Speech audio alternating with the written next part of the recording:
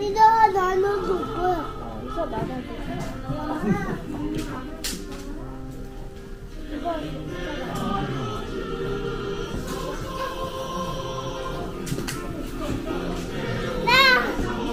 아빠도?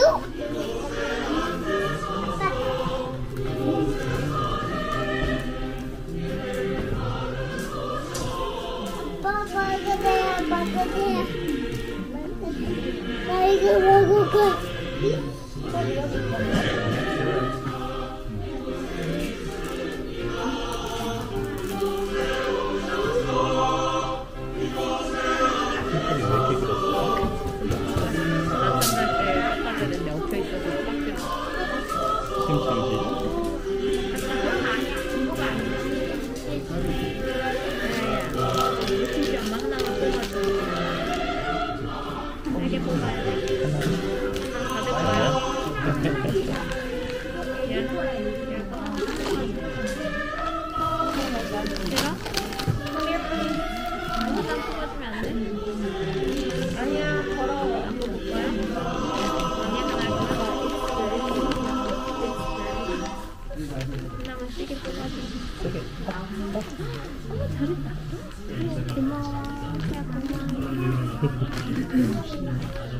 세아도 받으려고?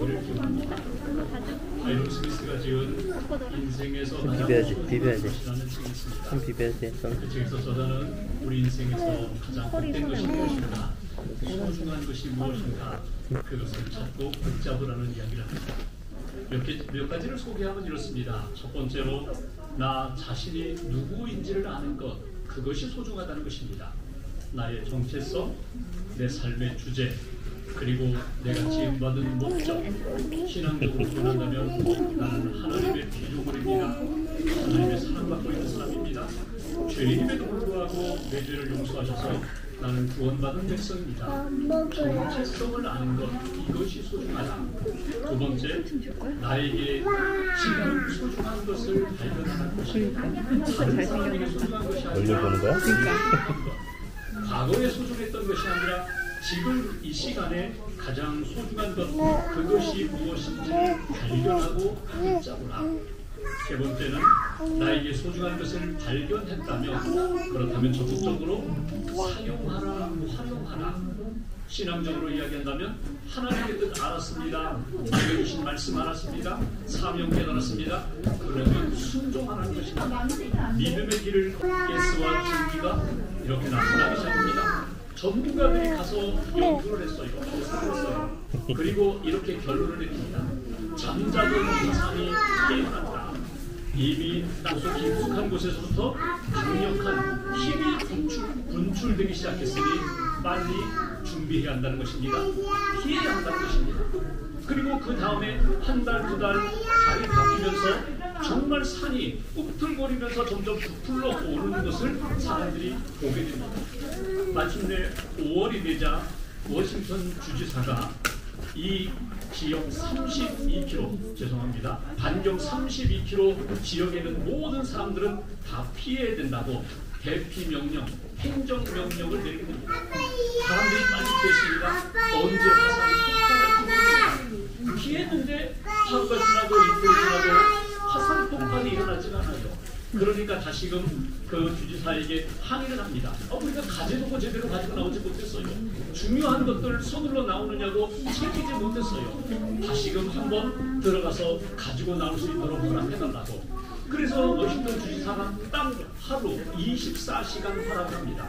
금요일 저녁부터 시작해서 토요일 저녁까지 24시간 안에 자기가 살던 집에 가서 중요한 것 가재도구, 물건, 필요한 것 가지고 나오세요. 사람들이 집으로 갔습니다. 그리고 가서 필요한 것들을 챙겨서 다시금 그 자리를 떠났습니다. 그런데 몇몇 사람들은 이런 생각을 했어요. 내가 여기서 몇 년을 살았는데, 평생을 여기서 살았는데 화산이 일어났다는 증거가 없는데, 화산이 일어난 적이 없는데, 폭발한 적이 없는데, 이렇게 맑은 하늘에 무슨 화산이 일어난다는 이야기인가? 이렇게 아름다운 호수에서 무슨 폭발이 일어난다는 것인가? 이건 말도 안 돼. 그래서 그 자리를 떠나지 않고 그대로 머무르고자 했던 사람들이 있었다는 거예요. 그런데 1980년 5월 18일 주일이었습니다. 아침 6시부터 꿈틀거리더니 마침내 8시 반쯤 폭발하는 거예요. 이 산이 폭발하는데 그 규모가 그냥 단순히 용암이 분출되는 그 정도의 수준이 아니라 아예 산을 날려버렸어요. 어느 정도 날렸느냐면 높이가 한 400m 정도 낮아질 정도로 산이 그냥 날아가 버렸어요. 북쪽 한쪽 면은 완전히 무너져 내렸어요. 그래서 아주 흉측한 모습이 됐다는 것입니다. 그리고 많은 사람들의 생명을 앗아갔다는 거예요. 여기서 한번 생각해보죠. 정말 소중한 것이 무엇인가? 가재도구, 물건, 재산, 이것이 소중한 것인가? 아니면 내 생명이 소중한 것인가? 내 느낌, 지금까지 살아온 경험이 소중한 것인가? 아니면 전문가들이 정확히 진단을 내리고 떠나야 됩니다. 꿈틀거리고 있습니다. 경고했던 그 메시지가 더 소중한 것인가? 여러분의 인생에서 가장 소중한 것은 무엇입니까? 여러분의 신앙에서 가장 소중한 것은 무엇입니까? 그것을 붙잡으시라는 거예요. 우리가 다시 출애굽기 말씀을 보게 됩니다.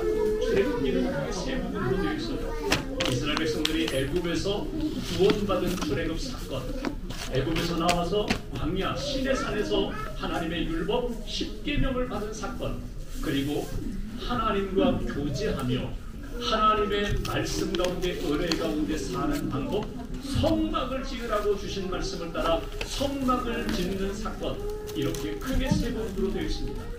오늘부터 보고자 하는 25장 이하의 말씀은 성막을 이렇게 지으라 하나님이 말씀하시고 모세가 이스라엘 백성들과 함께 성막을 세우는 그 말씀이 출애굽기 제일 마지막 부분에 등장하는 말씀입니다. 오늘 본문 말씀 요절인 8절 말씀을 보겠습니다. 8절 한 절을 우리가 같이 보겠습니다. 내가 그들 중에 거할 성소를 그들이 나를 위하여 여기 보시면 내가 하나님께서 이스라엘 백성들 가운데 함께할, 거주할, 함께 살 성소를 지으라. 이것이 오늘 이스라엘 백성들에게, 오늘 저와 여러분들에게 주신 첫 번째 메시지입니다. 하나님을 예배하기 위하여 우리에게 주시는 하나님의 메시지. 첫 번째로 하나님이 거하실 성소를 지어야 한다는 것.